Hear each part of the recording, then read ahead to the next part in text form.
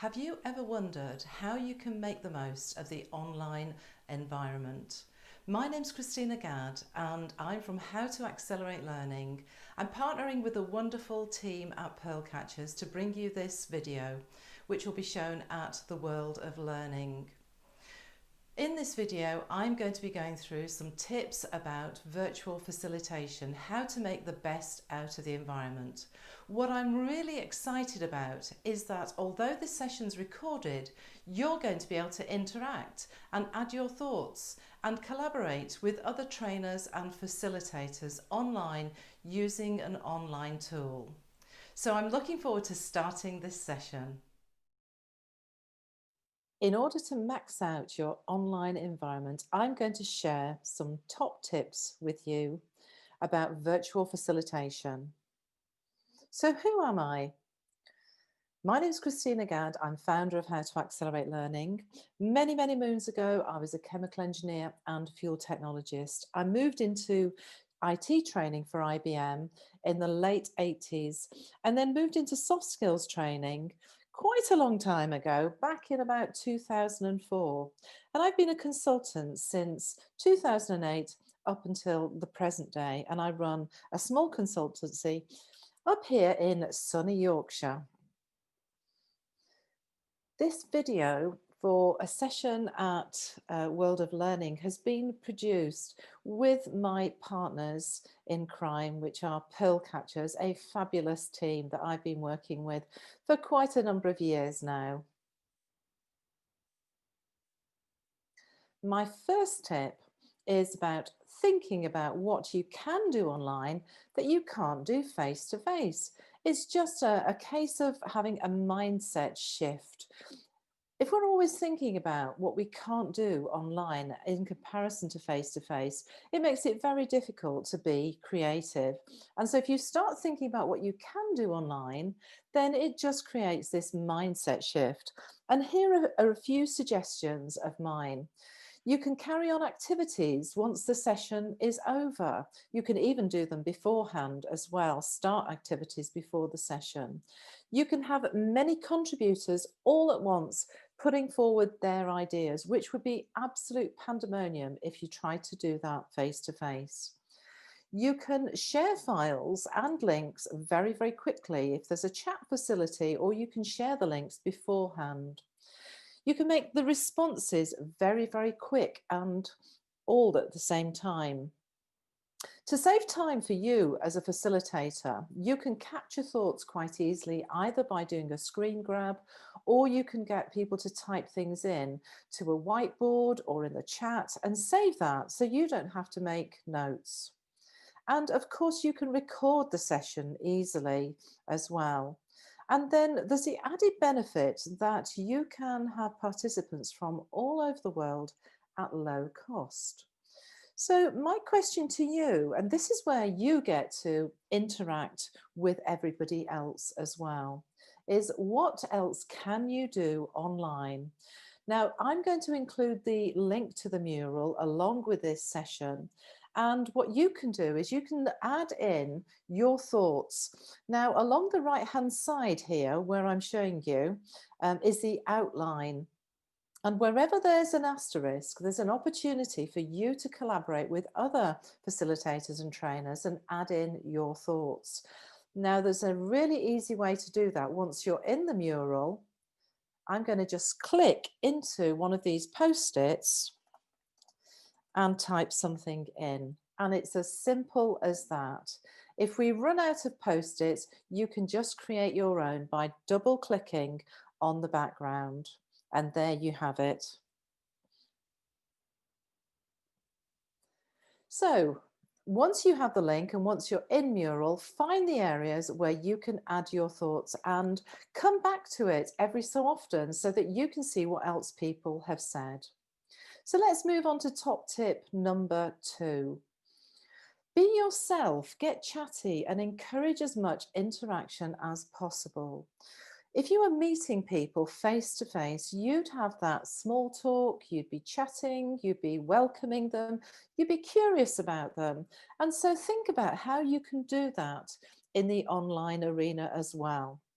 Now, on this screen, I've got a few examples of some activities that I might do to warm people up as they're coming in. Sometimes, actually, I just notice what's in the background. I'm quite nosy about people's own working environments. So if I spot a lovely picture or something in the background, I might draw attention to it.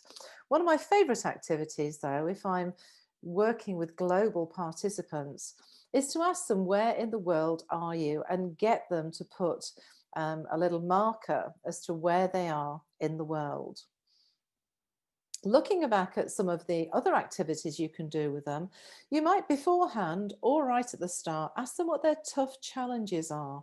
And in that way, you can then make sure that the session that you're running can be tailored to some of their needs as well. One thing that I love to do as well is to use emojis, ask them how they're feeling. So I might gather some emojis and get them to identify with one of these emojis and maybe put that in the chat box, or if it's on a whiteboard, get them to put their name by the emoji that feels most like them at the moment. I might also ask them as a warm up just to say, what can you see from where you are sitting? And that opens up the conversation about the weather, all sorts of things, but just gets them chatting in a way which puts people at ease. The third of my top tips, and this has got a proviso in it. It says it's about more slides, more pictures, less words. Now, the proviso is that if you're not usually PowerPoint heavy in your face-to-face delivery, then when you go online, you might have to actually add more slides, more pictures, but make sure that you don't actually use the slides as if it were a teleprompter. I love to use inspirational quotes to get people in the right mindset for the session. And I love the Henry Ford quote that you can see to the right of this screen. Whether you think you can or you think you can't, you're right. This gives people the idea that maybe some of the barriers to learning are actually in their own minds. The one in the bottom right hand corner, I've used just recently in a program, and it's about objectives, being clear about your objectives. And I love this quote: direction is so much more important than speed. Many are going nowhere fast. The other thing that I might do is use some cartoony type pictures to imply or to expand on what we're trying to do. So the barrier here that you can see in the screen, we were talking about barriers to learning within an organization and for individuals as well. And then if you're going to do a review, have a quirky slide or picture that implies you're going to do a review and reuse it every time you're going to use a review. That becomes a trigger for them to start thinking about how they can review what you've been learning. Moving on to tip number 4. It's important that you think about group size. And I've had many conversations with people about the sort of size of group that you need in order that it makes the best out of the situation that you're in. Now, for a virtual classroom, I would suggest that you have a maximum of 12 people. Between 8 and 12 is a good number to manage. For a webinar, you can have many, many more. And then there's always that debate about, is it a virtual classroom or is it a webinar? For me, a virtual classroom is going to be interactive and you're going to be able to observe people's reactions. You're going to be able to give them feedback and they're going to be able to give you feedback. A webinar is probably more of a broadcast, but you can still make them interactive. And so if you've got a large group of people, maybe 50, 100, maybe 200 people, that might be classed as a webinar. Now, at the end of this session, I'm going to show you on this mural, because we're working on mural to deliver this session. I'm going to share with you some resources, and one of them is actually exploring the differences between a virtual classroom and a webinar. Depending on your group size as well will depend how big the breakouts are. Now, if you are trying to get people to open up and discuss, groups of 3 or maximum 4 are great numbers to get people interacting so that just one person doesn't get lost within that group. You might want to think about timings as well. The bigger the group, the longer some activities and also the reflections and the feedback and the plenaries are going to take longer as well. So if you're working with a group of 6 people, then it's obviously going to take a lot longer to do feedback from an activity than if you're working with 12 people. I find there's quite a step up from, say, working with a group of 6 people just to go up to 10 even. Now, if you've got a small group, you can get lots of interaction. You can keep the microphones off and you can get lots of interaction going. And people will probably be less reluctant to speak if it's a small group of, say, 6 to 8 people. Once you start to get about 10 or 12, there may be some people that are a bit more reticent about interacting and speaking on camera as well. And that's the other thing about group size. If you've got a smaller group, you can keep people on the webcams and you can observe them and see whether they're getting it, whether they're struggling, and just getting some of those visual clues that you might be missing from being face to face. So number 5, consider having a host for larger groups to deal with the tech and the chatter as well. So my question on this screen is, when do you need a host/producer? And that really does depend on a number of things. It depends on how confident you are. It depends on your technical competence as well. It depends on whether it's a complex subject and depends on whether or not there's a variety of breakouts and interactions. It also depends on the platform as well, if that's familiar or unfamiliar or more complex than what you're used to dealing with. Now, I have left some space here for you to actually put in your own thoughts. I've already added some of my thoughts, but I'd love to see what thoughts you have about some of the reasons, apart from group size, that you might need a host or a producer. Now, I'd also like to get your ideas about when do you need a host producer when it's to do with the size of the group. Now, I'm going to use an icon from here, and I'm just going to use this cross here because it's very handy. And I would say if you're going to have a group of about, I don't know, bigger than 12, bigger than 12, then you probably need a producer. And what I would do is I'm going to lock this so that you can see where I've left it. But you can use a symbol or you can use your name and you can place it on this continuum as to what you think, what group size you need. And it may be that you think for your subjects that you deliver on, that you need a producer/host every time, every single time. But I'd love to hear some of your thoughts. If you have any thoughts about that, then I'd love to hear some of them. So let's have a look at number 6. And I've called this one belt and braces. And there's a question mark. What do I mean by belt and braces? If you are watching this from outside of the UK, you might not understand what this phrase means. And in English, this is a phrase which means you are doing things which prepare you in case something goes wrong. So belt and braces means you're doubling up on the backup plans that you perhaps have.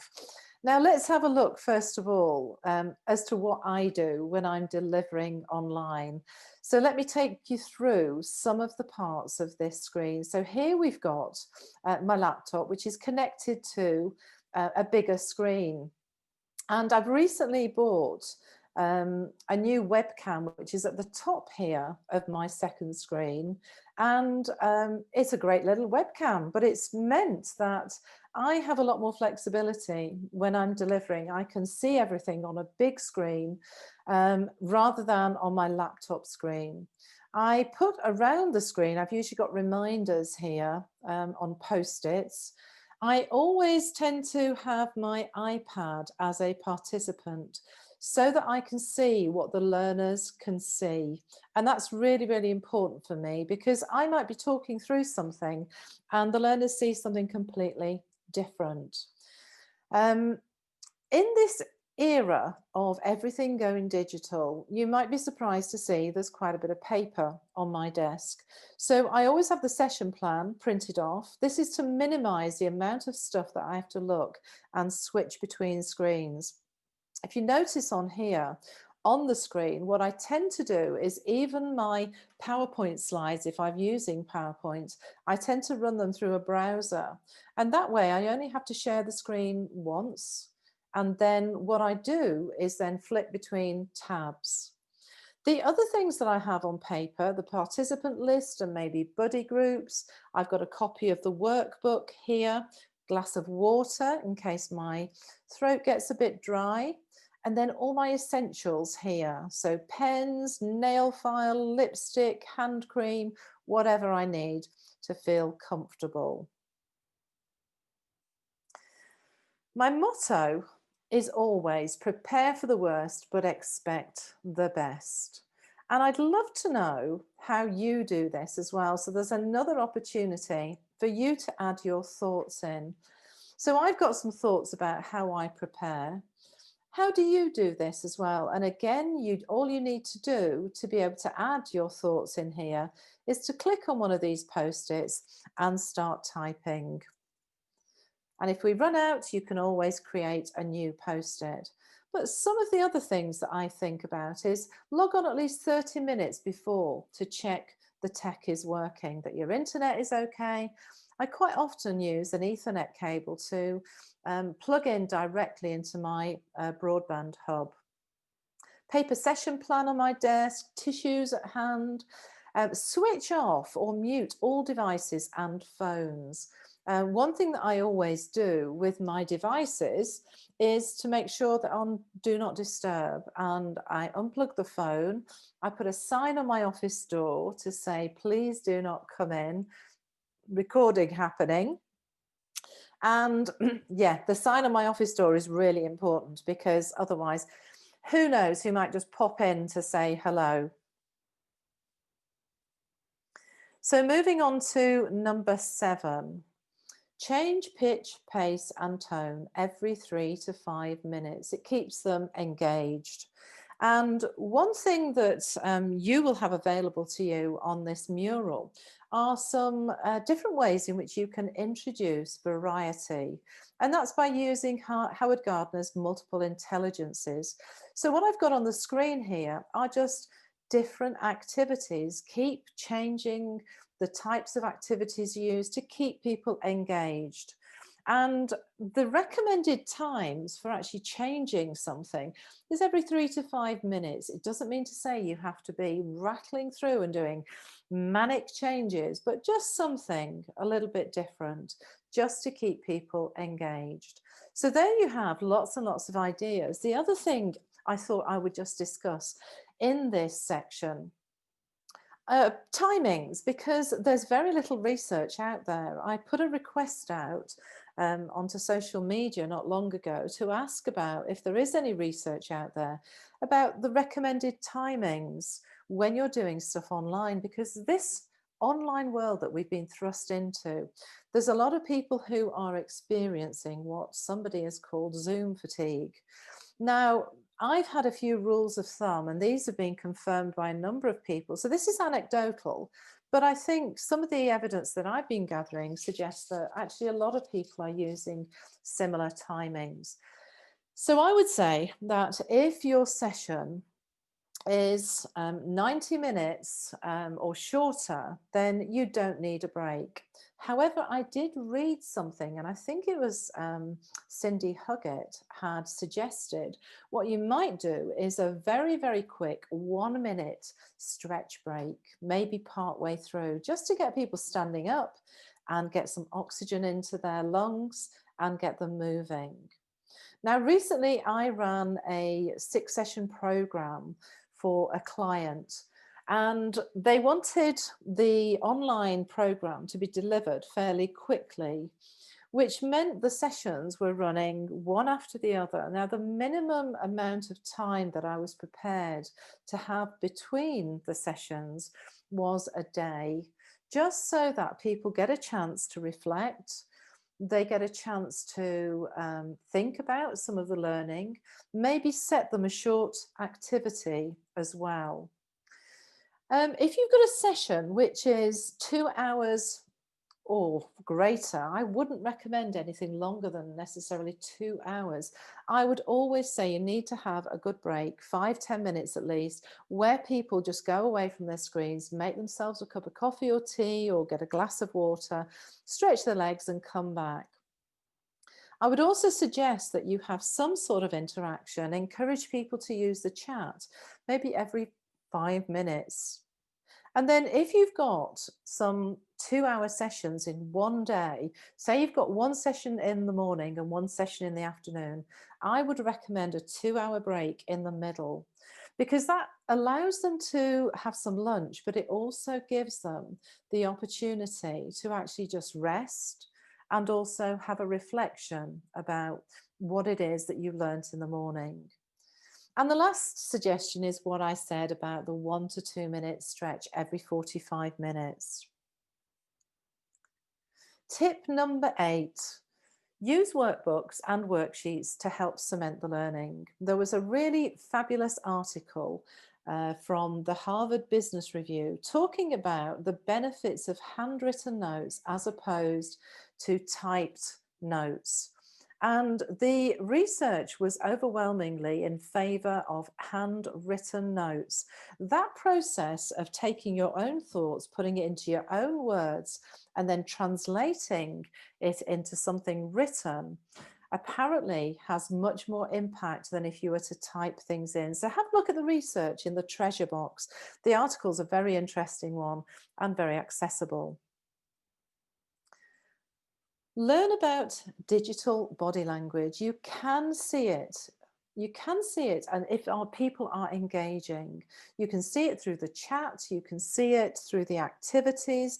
You might be able to see it on screen with a webcam, but if they haven't got it, there are lots of different ways. One lovely feature of Mural is that you can do a voting session.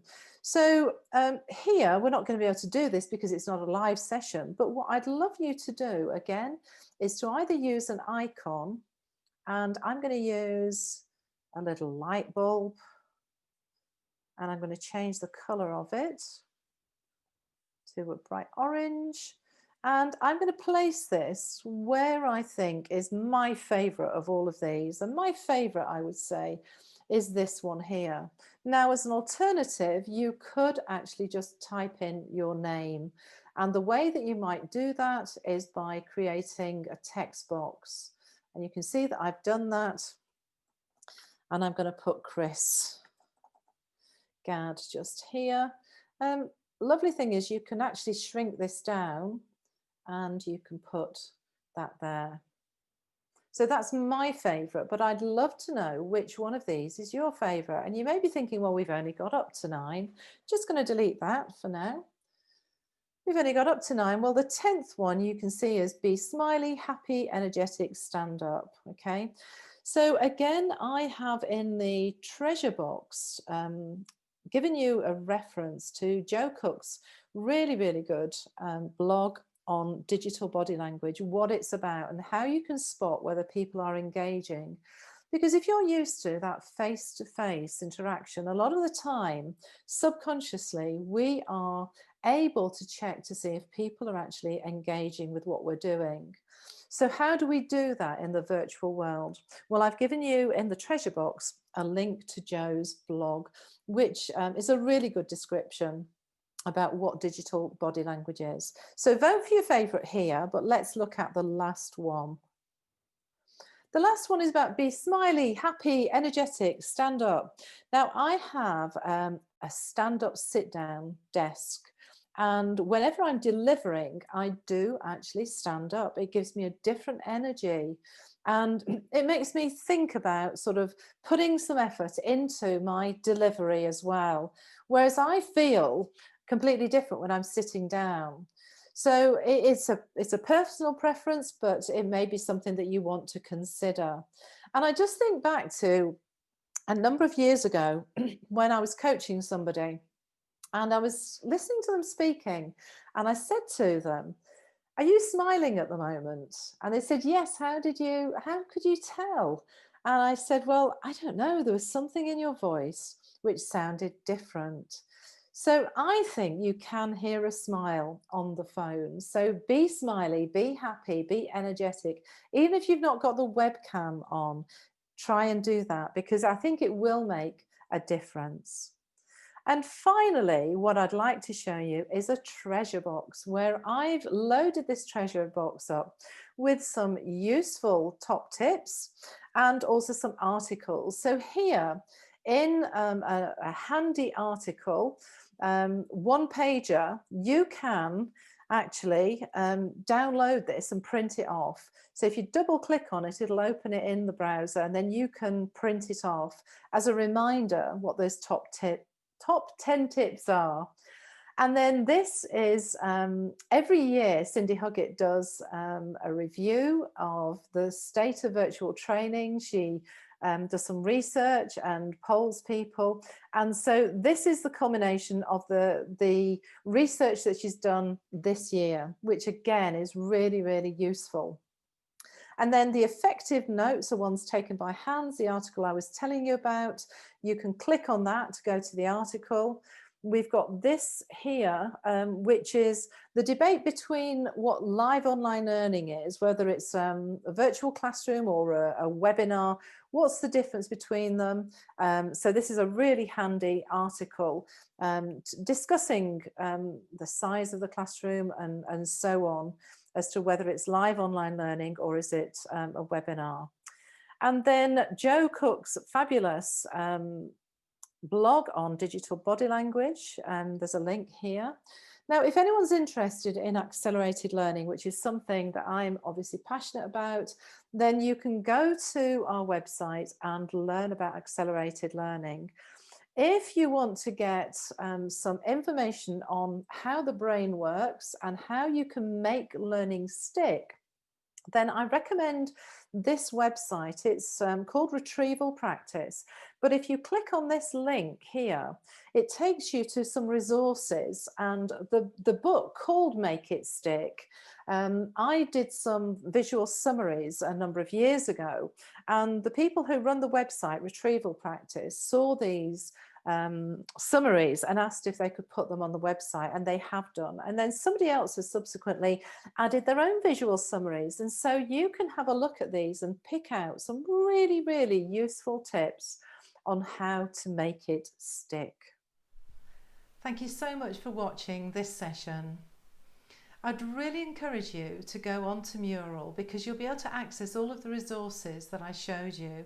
But I'd love to hear what you have to think about some of the tips and also add to your thoughts to the mural as well, so you can share them with other trainers and facilitators. Take care.